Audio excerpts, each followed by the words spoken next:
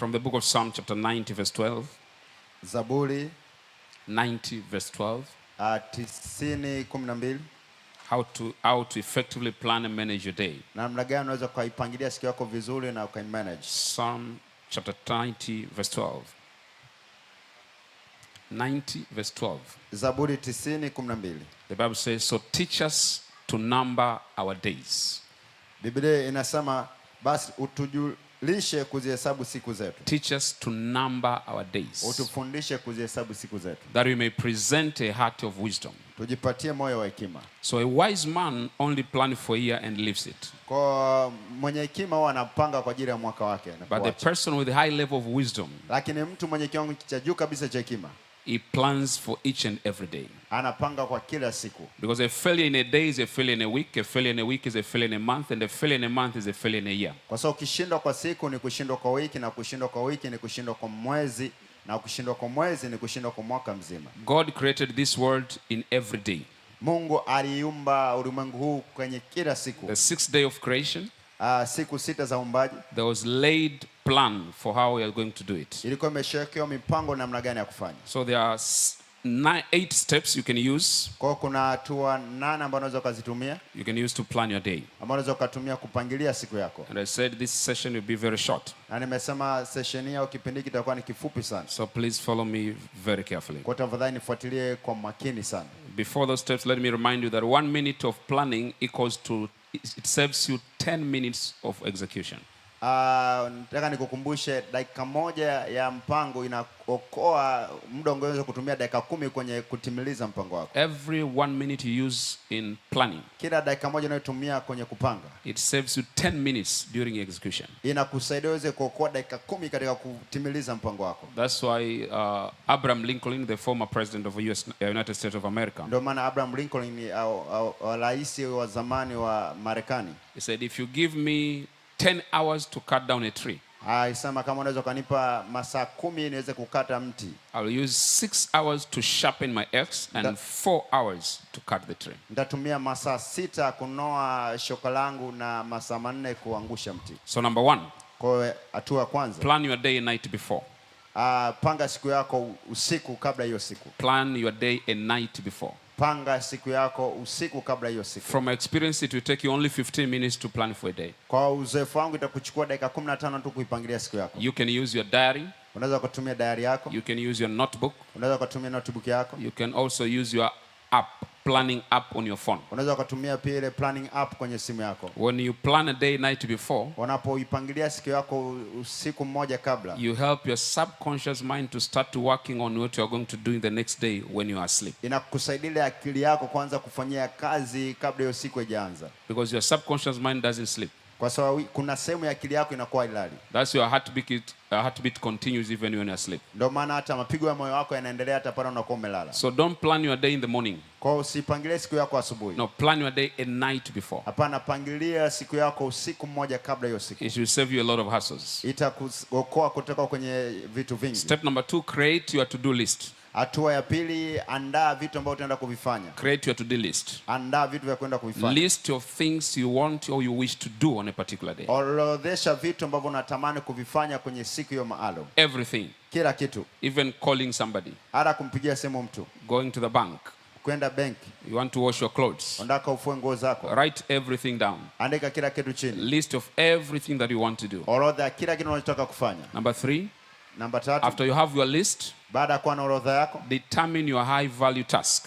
Dhamiria lile jukumu ambalo lina thamani kubwa zaidi ambalo kulifanya. Identify your high value task. Hebu tambua lile jukumu ambalo lina thamani kubwa kabisa utaenda kulifanya. High value tasks are the things that you are not ready to compromise. Ya vitu ambavyo ni vya thamani kubwa kabisa ni vile vitu ambavyo hauko tayari kuvipuuzia. They carry a big impact of your day. Vinabeba matukio makubwa sana kwenye siku yako. So identify them. Kwa vitambue. They might be 10. Vinaweza vikawa 10. They might be 7. Vinaweza vikawa 7. There might be 3 of them. Vinaweza vikawa 3. But identify what you call the high value task. Lakini vitambue vile vitu ambavyo unaona vya thamani kubwa kabisa. Once you have done that, utakapofanya hivyo, go to step number 4. Nenda hatua ya 4. Set priorities. Weka vipaumbele. Set priorities. Weka vipaumbele. Priorities means vipaumbele inamaanisha what comes first, kile ambacho ni cha kwanza, what comes second, ni kipi kitakuwa cha pili, and what comes last. na kipi kitakuwa cha mwisho. So those are the priorities you need to have. Kwa hivyo ni vipaumbele unapaswa kuwa navyo. Productivity is a product of priority in life.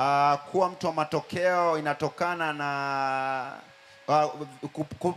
kutoa vipaumbele kwenye maisha. So in this area you can use what we call 80-20 rule. Kwa kwenye hii unaweza kutumia kitu ambacho kinaitwa 80-20 rule, which says it is only 20% of your activities that contributes to 80% of your income, of the outcome.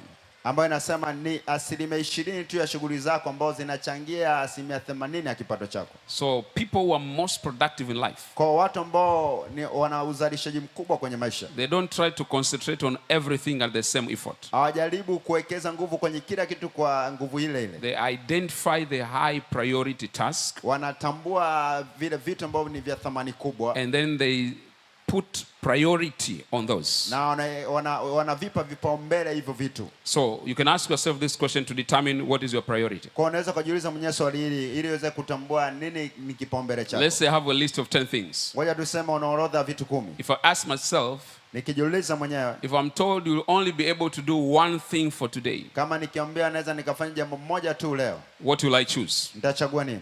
The thing you are going to choose is your high valuable task of the day. Kile kitu ambacho unaenda kukichagua ndio kitu ambacho umekipa thamani kubwa. And the rule is, na kanuni ni kwamba you start your day with that. Unaanza siku yako na hicho kitu before you go to any other thing. Kabla ya kwenda kwenye jambo lingine lolote. Is it understood, children of God? Imeeleweka wana wa Mungu? Number 5. Namba 5. Set your time. Schedule the activities.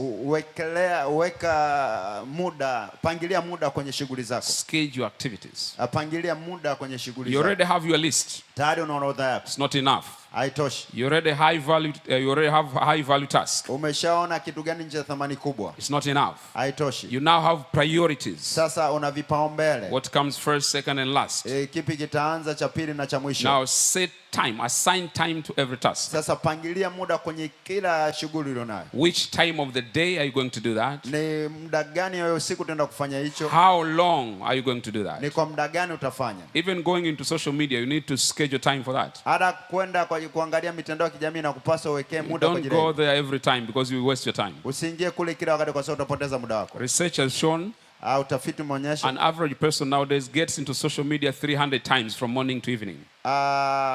Mtu ambaye ni wa kawaida kabisa anaingia kwenye mitandao ya kijamii mara 300. If you spend 2 to 3 hours every day for social media, kama unatumia masaa 2-3 kila siku kwenye mitandao ya kijamii, in 40 years, 50 years to come, you will have used 5 years of your life watching social media. Kwenye miaka 40-50 inayokuja utakuwa umetumia miaka 5 ya maisha yako kutumia kwenye schedule time for every activity. Kwa wekelea muda kwenye kila shughuli. Be having a time where you don't have interruption of anything. Uwe una muda ambao unakuwa hauingiliani na chochote kile. Don't allow people to get into your time without your permission. Usiwaruhusu watu waingilie muda wako bila ruhusa yako. A person who doesn't schedule his time, mtu ambaye apangilie muda wake, other people will spend his time for their benefit. Watu wengine watatumia muda wake kwa ajili ya manufaa yao. Number 6. Step number 6. Start with your most valuable goals. Anza na yale malengo ambayo ni ya thamani kubwa. Start with the most important task of the day. Anza na yale majukumu ambayo ni ya thamani kubwa ya siku. Don't start what is easy of the day. Usianze na kile ambacho ni chepesi kwa hiyo siku. Start with what is most important. Anza na kile ambacho ni cha muhimu zaidi. Why is it so? Kwa nini iko hivyo? Because when you are fresh and you are energetic, that's the time when you need to achieve more. Kwa sababu unapokuwa mwenye nguvu na uko poa ndio inakuwa ndio wakati mzuri wa kufanikisha mengi. But when you manage to accomplish the most important task of the day, lakini kama utaweza kutimiliza yale majukumu ya msingi kabisa ya siku, it gives you a sense of victory of the day. Inakupa hali fulani ya kujisikia ushindi kwa hiyo siku. It gives you momentum of the day. Inakupa msingi fulani wa siku. Someone asked me, how can you keep yourself motivated every day? Mtu mmoja niuliza jinsi gani unaweza ukawa unajimotivate mwenyewe kila siku. This is the easiest way. Hii ndio namna rahisi. Achieve most important goal of the day. Fanikisha yale malengo ambayo ni ya muhimu zaidi ya siku. You'll be highly motivated throughout the day. Utajikuta umejitia moyo mwenyewe siku nzima. Number 7. Follow up on your goals. Afuatilia malengo yako. Follow up on your goals. Fuatilia malengo yako. Since you have the written items, kwa sababu tayari una orodha yako imeandikwa. You have your list. Una orodha yako. Every goal you accomplish, kila lengo unalotimiliza, you give it a tick. Unaweka tiki. So that you can know how you are progressing during the day. Ili uweze kujua namna gani unaendelea kwenye hiyo siku. So follow up on your goals. Kwa fuatilia malengo yako. That's why you need to have them written down. Ndio maana nakupasa uwe na malengo yaliyoandikwa. Someone asked me, why is it important to write down? Mtu mmoja ananiuliza kwa nini ni muhimu kuandika? It is because that's how you have trained your brain. Kwa sababu hivyo ndivyo ambavyo umefundisha akili yako. You have trained your brain. Umefundisha ubongo wako. Every important thing has to be written down. Kila jambo la muhimu lazima liandikwe. Am I right? Yeah, niko sawa. Even when in school, in class, hata ulivyokuwa shule darasani, you don't write everything that teachers teaches. Hauandiki kila kitu ambacho mwalimu anafundisha. You only write what is important to you. Unaandika kile ambacho ni cha muhimu tu. Even as I'm speaking right now, hata ninavyoongea sasa hivi, I see some of you are writing, right? Naona baadhi yenu mnaandika. You don't write everything. Hauandiki kila kitu. You write what is important. Unaandika kile ambacho ni cha So muhimu. your brain has learned over time. Kwa ubongo wako umejifunza kwa muda mrefu. Whatever is important has to be written down. Kwamba chochote ambacho ni cha muhimu kinapaswa kuandikwa chini. So if I don't write it down, kwa kama sitaandika, what am I telling my brain? Naiambia nini ubongo wangu? It is not important. Sio cha muhimu. So if it is not important, kwa kama sio cha muhimu, your brain is not going to help you to accomplish that. Ubongo wako hautaenda kukusaidia kutimiliza hicho. Are you hearing me, children of God? Unanielewa? So write it down kuandika chini and follow up on your goals. Na fuatilia malengo. Number 8, the last step. Namba 8, hatua ya 8 ya mwisho. Evaluate your list in the evening. Fanyia tathmini siku yako wakati wa Evaluate your list in the evening. Fanyia tathmini orodha yako wakati wa jioni. Before you go to bed, kabla hujalala, go back to your list. Pitia orodha yako. See what you have been able to accomplish. Ona vitu gani uliweza kuvitimiliza. See the things that you need to carry over to the next day. Ona vile vitu ambavyo hukuweza kuvitimiliza na inabidi uweze uvipeleke siku inayofuata. Find out the things that you need to reschedule. Tafuta, aona vitu ambavyo unapaswa uvipangilie kwa upya muda wake. Monitor your progress. Monitor your progress. Dhibiti progress yako. If you don't monitor your progress, kama hautafuatilia maendeleo yako, you won't be able to accomplish what is needed. Hautakuwa na uwezo wa kutimiliza kile kinachohitajika. So one of the challenges you need to have before the end of this year, kwa moja ya changamoto ambayo unapaswa uwe nayo kabla ya mwisho wa mwaka huu, have a diary. Uwe na diary. Can you turn to your neighbor? Tell neighbor, have a diary. Mwambie jirani yako uwe na diary. It's not a notebook. I didn't say notebook. A diary. Sijasema notebook, nimesema diary. Some of you are using your church notebook to plan and everything. No, no, no. Baadhi yenu mnatumia notebook mnatumia hapa kanisani kufanya mipango. Have a diary which indicates day, dates, months and weeks. Uwe na diary ambayo inaonyesha siku, mwezi na wiki zake. It will easier your life. Itarahisisha maisha yako. If you don't plan for a day, kama hautapangilia siku yako, you'll be able to accomplish very little in a day. Utaweza kutimiliza vitu vichache sana kwa hiyo siku. And I want to finalize with this example from Dr. Sam Ademi.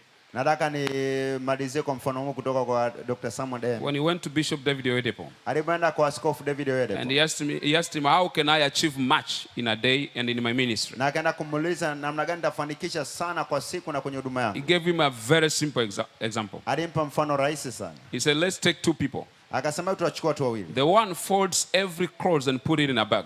Yule ambaye he folds every clothes. Anakunja kila nguo. And he puts it in a bag. Na anaziweka kwenye begi. And the other one with the same size of a bag. Na mwingine kwa kiwango kile kile cha begi. He just throw clothes on the bag. Analushia tu nguo kwenye begi. Who will be able to carry more clothes? Nani anaweza kubeba nguo nyingi? The one who is folding it. Yule ambaye anakunja. So folding of clothes is the planning for your day. Kwa kukunja nguo inamaanisha ni kuwekea mpango wa siku yako. We have only 24 hours. Tuna masaa 24 tu. If you don't plan for a day, kama hautapangilia, you'll be achieving very little in a day. Utafanikisha vichache sana kwa siku. And it will turn out to be very little in a year. Na itakuwa tena vitu vichache sana umefanikisha kwa mwaka. Buy a diary. Nunua diary. And then you will thank me later. Na utanishukuru baadaye. Rise up on your feet. Nyanyuka kwa miguu yako.